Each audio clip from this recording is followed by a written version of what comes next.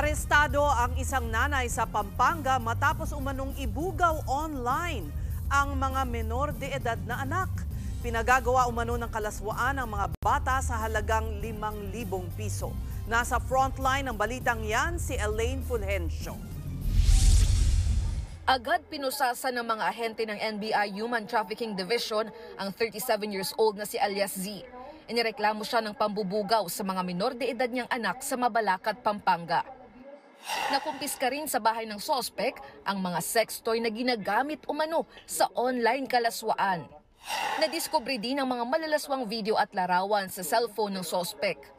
Isinagawang operasyon matapos makatanggap ng impormasyon ng NBI na may dayuhang nakikipagtransaksyon sa Pilipinas kapalit ng malalaswang video at larawan. Kasi ito pong ating foreign counterpart ay may naaresto sa airport na isang foreigner o isang dayuhan na kung saan ay nakuha ang kanyang cellphone.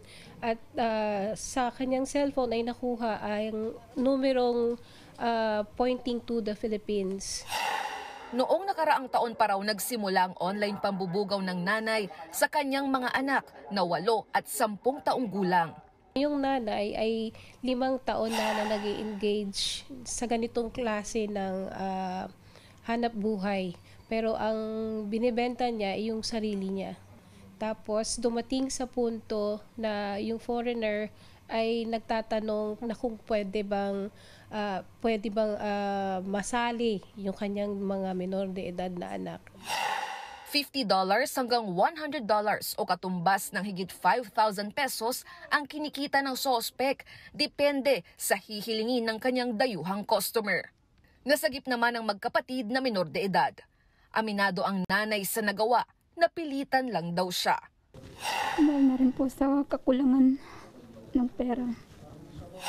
Maharap siya sa mga reklamong paglabag sa Anti-Online Sexual Abuse and Exploitation of Children, Child Abuse Law at Anti-Trafficking in Persons Act. Sasailalim naman ang mga nasagip na bata sa psychosocial intervention. Nagbabalita mula sa frontline, Elaine Fulgencio, News 5. Mga kapatid, Cheryl Cosim po, huwag maging huli at maging una sa lahat sa balitaan.